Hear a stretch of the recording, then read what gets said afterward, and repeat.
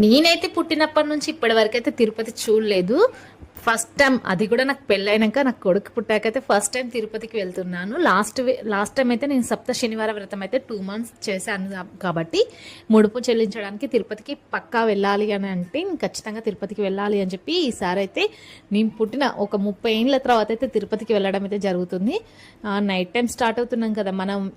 ఇప్పుడు ఎక్కడ స్టార్ట్ అయినా సరే నిమ్మకాయ కొబ్బరికాయ కొట్టి కార్కి పూజ చేసుకొని వెళ్ళడం అయితే అందరి ఆచారం కాబట్టి నేను కూడా అలానే చేశాను.